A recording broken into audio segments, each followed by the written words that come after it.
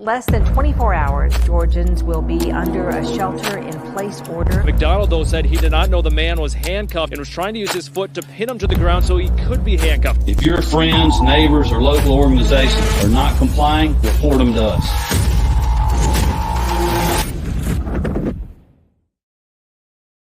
Howdy, y'all. Welcome to the Free Georgia Podcast. My name is Jake Green. Thank y'all so much for joining me today. I sincerely apologize for missing 2 weeks in a row of this show.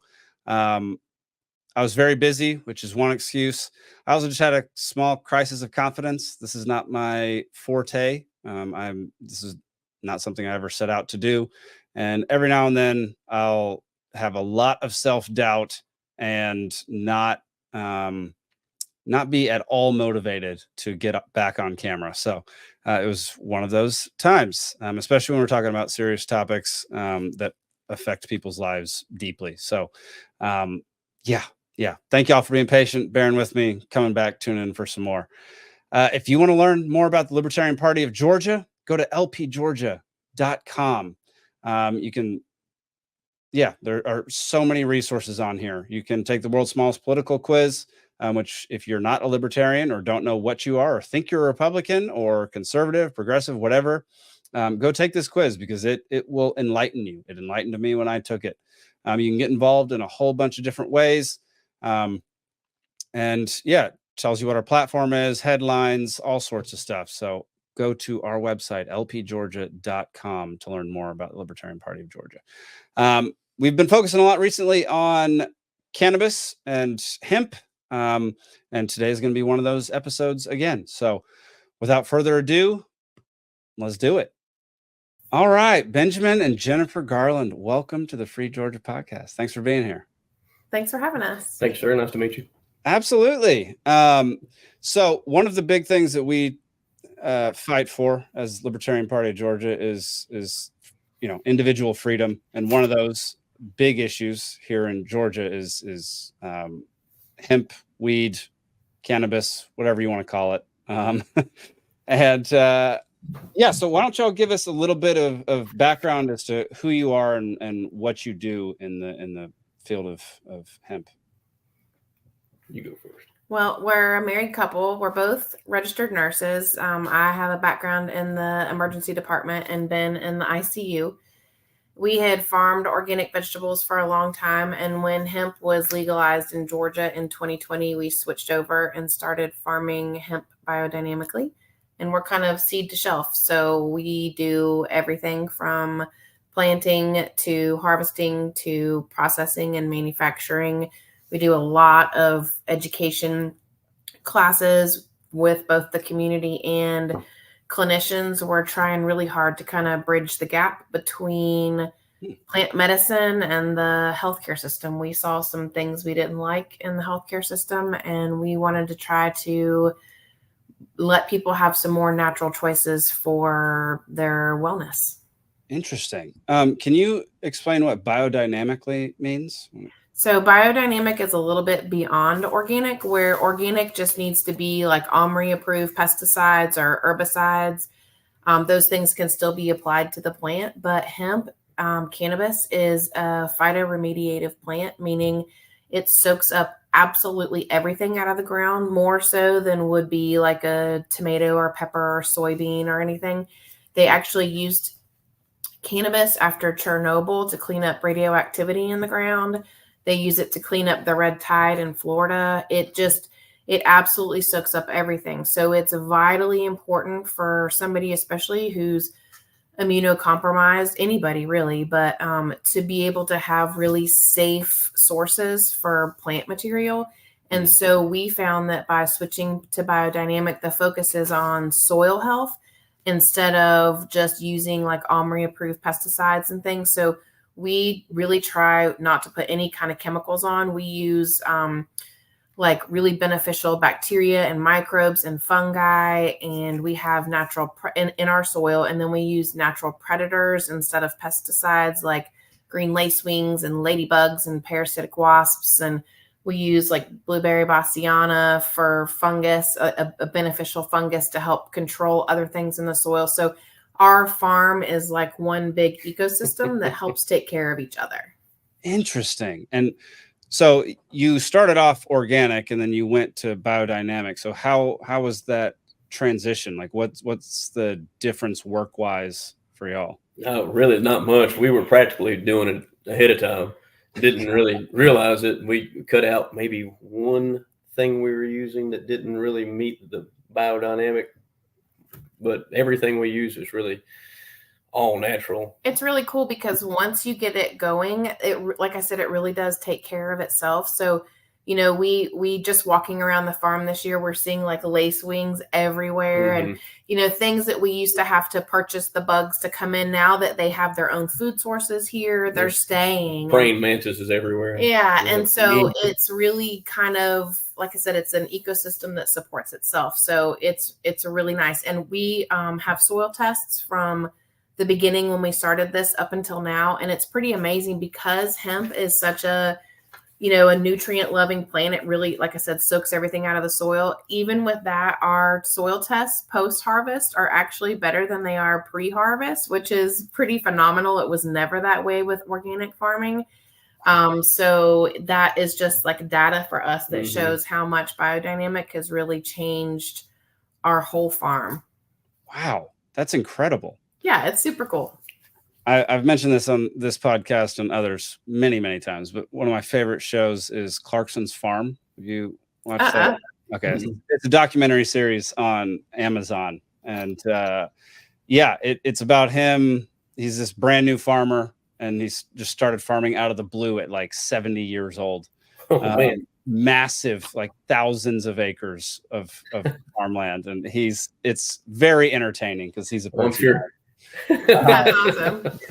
But yeah, one thing that this past season they really focused on was him trying to use regenerative farming, and because he noticed that his topsoil was horrible and it wasn't creating the right crops. Like the crops were very unhealthy and the ground was very unhealthy. And now he's rewilding a bunch of things, and that seems to make a massive difference with the health of the soil and the plants and the products that you end up creating. Absolutely. Yeah, that's real similar. It's when we started going to some meetings before we started growing, just learning, some processors that were starting in Georgia had these farm meetings, and we would go and they would tell us that the first thing we needed to do was sterilize our soil. Yeah, fumigate it. And I thought, well, what about like all the benefit? And he was like, yeah, no, you just got to go in and really but he wanted us to burn it. And I was just blown away by that. It was all set up in the sales scheme. It was that was a roller coaster initially coming into this, was how it was brought about in Georgia and controlled by who. Yeah. And it ended up being the owners of the processing agencies were the ones making the rules for the state of Georgia. They literally wrote the rules for farming hemp in Georgia. It's very one-sided, skewed towards the processor. So they painted a picture like it had to be done a certain way, but we just didn't see eye to eye with that. It's pretty much from year one, and went our own way. And pretty much anybody who followed the projected route has failed or went bankrupt or whatever. It was set up to make people fail. So yeah, that's so unlike the government. To, right? I've never heard of that before. 100%. That's so strange. So what kind of products do y'all end up producing? You said from seed to product. So what does that entail? Well, we have everything from flour, which Georgia really doesn't like, to edibles, to topicals, tinctures. Am I missing anything? Honey. Tea. Yeah. Oh, nice.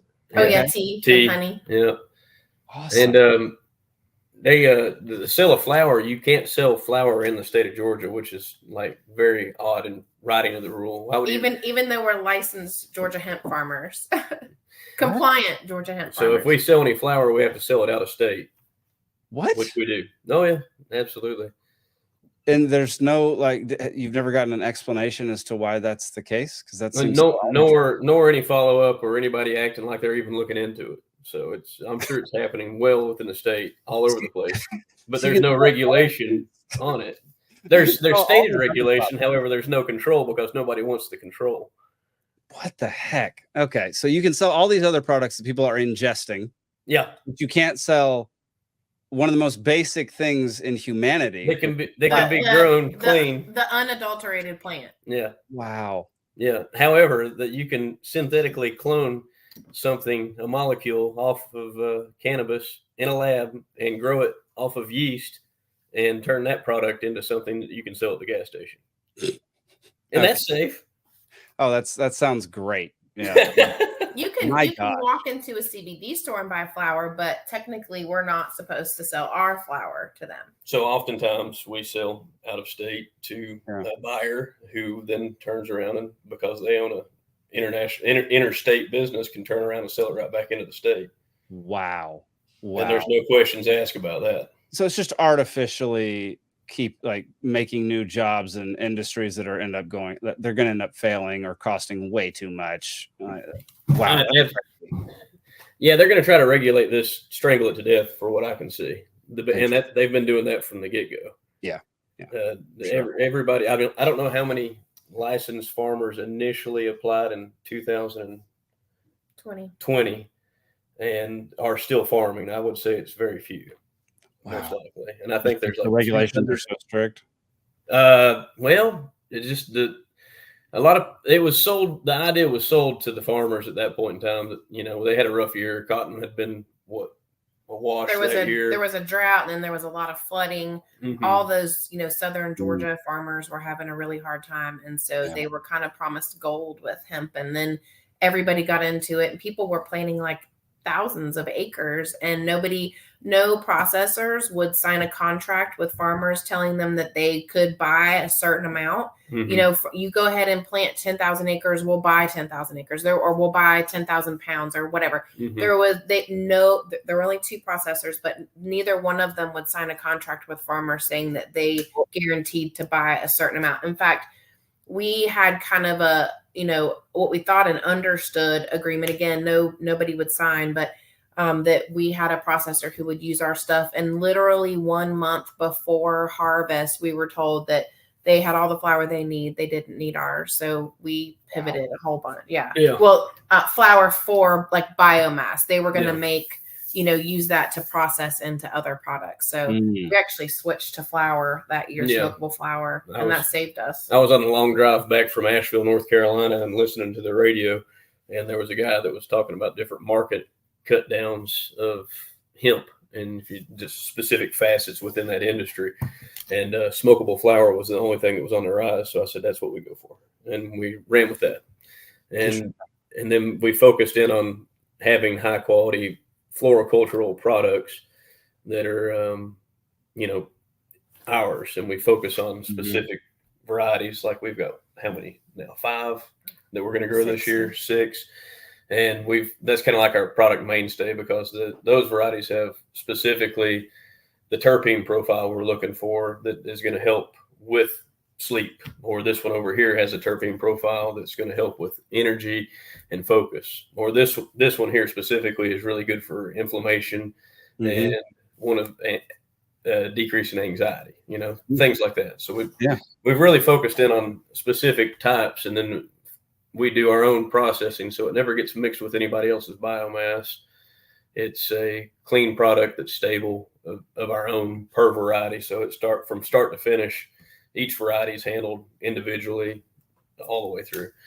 And if you treat it like that, then you really start getting closer to having something that you can help people out with. You can say, well, I know this is going to help. And, right. Sure.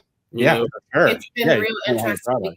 From the beginning, we have tried to do things right. There's definitely been a lot of learning curve, but, we full panel tested our flour. So not just for, potency, which is what a lot of people think of when they think of a certificate of analysis, but we, from the beginning, full panel tested. So pesticides, heavy metals, mycotoxins, fungus, molds, mildews, all of that. And so this year, Georgia, Senate Bill 494 was passed that specified that, this had to be done for farmers. And they put a lot of regulation in one bill. I mean, a bill that encompasses agricultural use, packaging, interstate commerce. I mean, Mhm. all in one bill. And they put a lot of things in like that were regulations that people like us, and we're not the only ones who've been trying to do things right from the beginning, were already doing those things without being,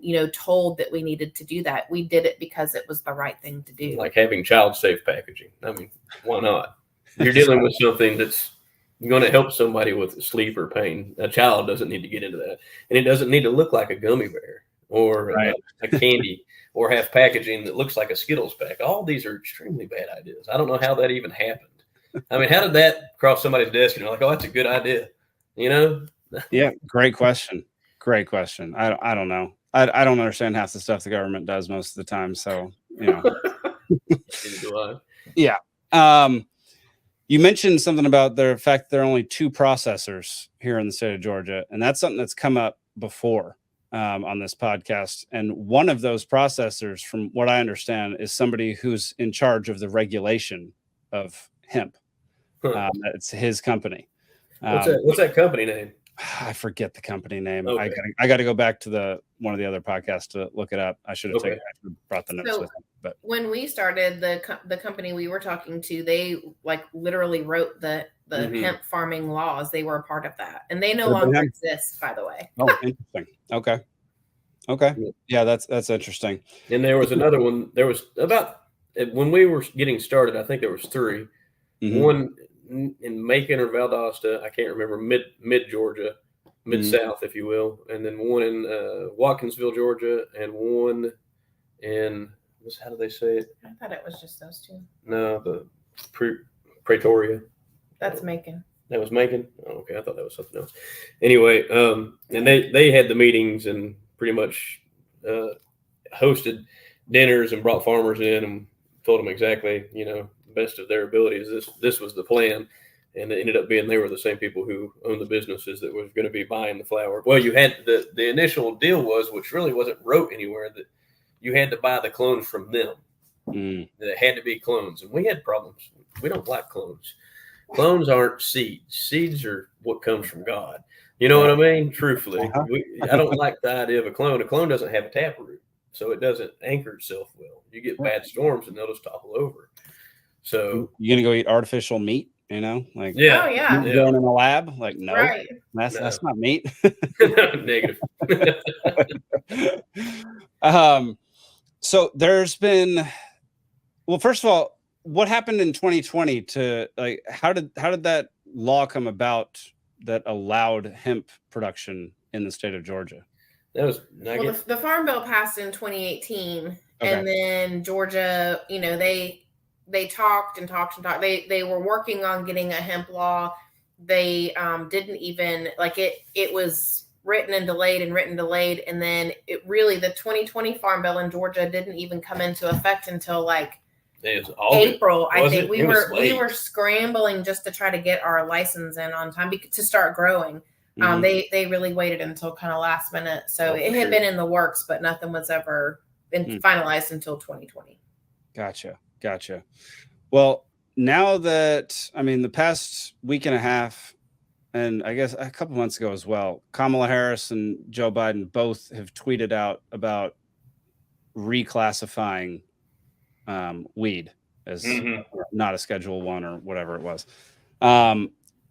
Is that going to be impactful at all here in the state of Georgia as far as hemp production?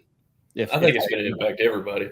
Yeah, I think it creates more questions than it does solutions, first of all. And, so the thing I love about that is that the DEA, they're finally seeing this plant that has therapeutic potential. Like they're finally saying this plant that treats so many, we all have an endocannabinoid system in our bodies, and the National Institute of Health says that the majority, if not all, disease is related to dysfunction in the endocannabinoid system, yet it's not even taught in medical schools or nursing schools or in the general health. The general public doesn't realize that we have this incredibly vast system in our body, that cannabis is very promiscuous in attaching to these receptors in our body.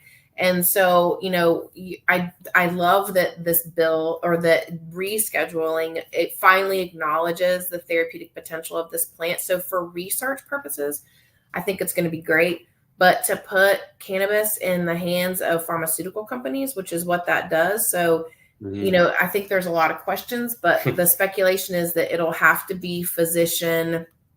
It'll have to come from a prescription from a physician and filled through a pharmacy. So, I don't know what with the medical program in Georgia having, its dispensaries through the two licensees that are here right now, Trulieve and Botanical Sciences. I don't know what that's going to do to them. I'm sure that they already have a plan for what, that's a whole shady thing on its own that I won't get into, but my feelings on that. But I'm curious with physicians. I mean, we work with a lot of physicians, and they send their clients to us because they don't know. They don't want to be liable for writing a prescription for a medicine that they don't know anything about. Cannabis is amazing and it's super safe, but it does have drug interactions with other medications, and physicians don't know this. So I think that it's going to be really interesting to see how that's handled, or if they even want to be a part of writing a script and assuming the liability for something that they don't really know anything about. Nor was it part of their education, because it's not a forced part for medical school. So they can say, well, I've not been educated on this. It's like, you're not going to be a vascular surgeon without doing your rotations and catching your time as a resident and working your way through. It's not going to happen. Yeah. So to prescribe something you know nothing about is really pretty rocky ground. And there's we attended one of 3 schools that has formal education that's focused under nursing, or we had pharmacists, nurses, and doctors in our course, the one we went through. And I think there was a total of 18 people graduating. Yeah. Yeah. And I think you're taking a plant and, the whole point, trying to legalize cannabis for the potential that it has, and then to put it in the hands of potentially, I don't know that this will happen, but I think there's the potential that, Big Pharma is going to get a hold of something that it really should be putting the power of healthcare back into the people's hands, instead of, regulatory insurance and medical programs that maybe don't have people's health in their best interests. So that's a little bit scary too. But then they can't regulate a plant. Yeah. So that's the conundrum right there. Right. Man, it's just a wild thing how much the government tries to get involved in just the natural world. Yeah, the plant just needs to be descheduled, not rescheduled. Just, I mean, 100%. If alcohol can be on the open market, so can cannabis. Well, I can grow foxglove in my yard, and it'll stop your heart faster than anything. But I have to report, send 3 reports into the Department of Agriculture and have compliance testing and all the other things we have to go through to be able to grow hemp. And there's never, been a death from hemp. I'm not saying there's not some negative consequences, but it's certainly not like it doesn't affect that part of your brain to make you stop breathing. Yeah, there's so many purposes for hemp too. Like hemp clothes can grow. Like you can build hempcrete. You can build houses out of hemp. Like it's wild. It's unbelievable. I think that some of the pressure that's driving the voting and lobbying and everything else, and this is speculatory, but I would say that part of that's coming from the existing industries like Georgia Pacific and things like that would really have severe consequences if people discovered and the industry evolved that what is hemp fiber. I mean, I think that it's going to be huge, truthfully. Yeah, it was supposed to be huge. It was going to be huge until what's his face, that newspaper conglomerate back in like the 20s. Yeah. Oh yeah. Well, it was huge. It was first. Yeah. It was the largest agricultural commodity in the United States until 37? Yeah, 37 is when they took it out of the pharmacopoeia. There was a little bit of underhandedry prior to that. Yep. I mean, it's wild. The journey of hemp in the United States is. We were just talking about this last night. For a plant that's been around for ages, it's still like, it's amazing that we're still having to fight the way we are for something that can, provide so many different resources for people, be it healthcare or textiles or whatever. Mm-hmm. Yeah. You mentioned earlier that you do like education classes and stuff like that. So can you tell us what you educate people on and how that works? So it depends on our audience. Sometimes we're working with physicians and clinicians. We've done like luncheons for people, practices where we go in and just try to help physicians understand that there is an endocannabinoid system and how cannabis can help that there can be drug interactions and with other prescription medications and what those are and how to get around that, and dosing, which is key to cannabis use. And sometimes we do classes with the community. We will start kind of with the basics, and then we go back through, and we're trying to build classes now where they're more tailored to neurological system, or like learning about a certain thing, like how could I use cannabis for anxiety, or how could I use cannabis for sleep, or how could I use it to treat Parkinson's disease. Yeah. So it depends on who our audience is, how focused or broad we are. I got you. That's cool. I had another question and it just completely went out of It's fun. Man, this is embarrassing. What? Oh, that was my question. What can people do to help y'all, like help in this fight to get, regulations taken away? And once 494 was signed, which kind of slowed down the industry a little bit, it just put in place the things that should be, but then it's also a move in the wrong direction as far as I'm concerned. I don't know. I wish we could get just legalization like the state of Colorado has here in the state of Georgia. That's almost the most honest system I've seen. If you were to look at any state system that has legal cannabis and has a medical program, they sit side by side well in the state, and it's not choked to death, and it's like the two different industries can get along. And there's other states like the state of California where regulation has created an even bigger problem because they've tried to choke it to death with rules and agencies. To be a grower, I think you have to coordinate 6 different government agencies to even try to meet with them, which oftentimes doesn't happen because they can't schedule times right, because everybody's wanting to do it and it's not a fair system. And then multiple hundreds of thousands of dollars just to get started, and then choking to death by regulation because everybody wants their cut of what you're trying to do. Wow. I think it's important for people to learn that it's okay to be open about if they use cannabis. Yeah, absolutely. I think that, normalizing it as something that is beneficial for wellness. I think we have found, talking to people, like so many people use cannabis. It's not a age, it's not there's no profile, it's beneficial for so many people, and people are using it. And so I wish that people would, and I was one of these, like I hid what we did for 2 years. We have small kids, I'm a nurse. Like, I felt like even to talk about it, that there was, potential there for me to, have implications at work or the way people would look at me as a mom. And I wish people would learn that it's okay to normalize this plant. It's okay to realize that so many people are using it. And if we start talking about it and it becomes normalized, if we are talking to our physicians about it, if we're talking to our friends about it, whoever, our churches, then we can realize that this is not the way that the media set it out to be. This is not even, the THC aspect of it. This is not the devil's weed. It's not, stoner central. Do people use the plant in those regards? Absolutely. But there are also a lot of, people that just want to have a natural choice to treat their seizures or their anxiety or their depression or their on and on and on and on and on. And so I think if people start talking about it, realizing that, this is very normal. It's not, the stigma needs to be knocked down. Oh, 100%. 100%. I've got some right here made by I got a whole drawer full of it. Us too, right here.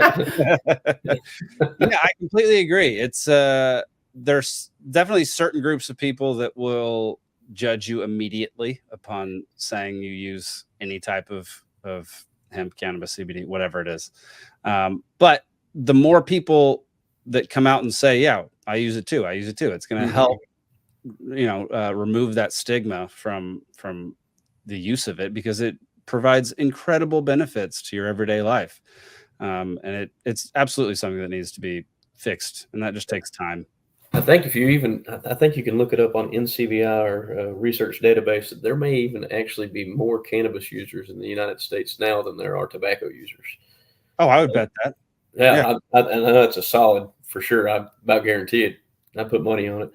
Oh yeah, I'd put money on that. Just by the law of norms, then you've got the same amount of people who use cannabis that use cigarettes or tobacco products, and it should be just a law of norms because it's accepted publicly. Well, it doesn't need to be regulated. And with that, the misinformation gets changed to be and people will think that inhaling cannabis is like inhaling cigarettes. And that's not true. It's the chemicals and tobacco that are so dangerous. And there is actually research, and I do think this is the beneficial part of maybe the one beneficial part of rescheduling to a type 3 is that this research can happen. But there's already big places. I think Mayo and Cleveland did some research on cannabis, and especially if you dry herb vape cannabis instead of smoking it combusting it with a lighter or fire.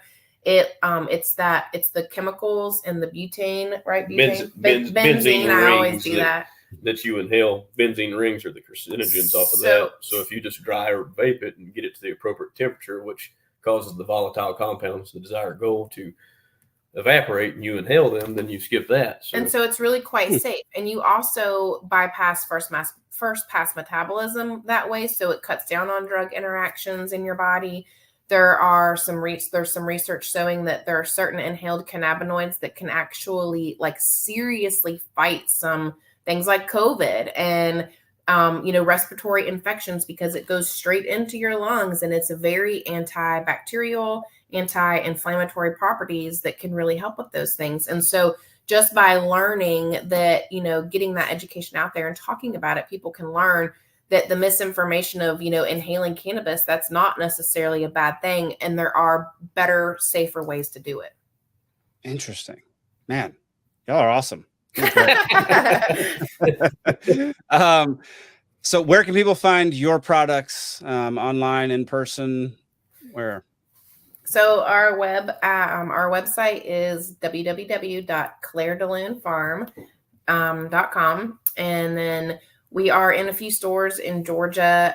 That information's on the website, just some smaller stores that carry us, but any kind of information or our full product line is on that website. And then we try to put out information on social media. We want people to feel more, I don't know, what's the word? To understand where their medicine or wellness or whatever is coming from. So we try to put in for pictures of what we're doing online so people can see oh, I'm using CBG and here's the plant right in front of me. I just watched the seed sprout and I'm following it all the way through the grow and the dry, and here it is. And this is how it's being taken care of. So we try to put out some information like that on social media too. So sweet. Well, I'll put all those links down in the description of this episode. So thank you. Click right on it.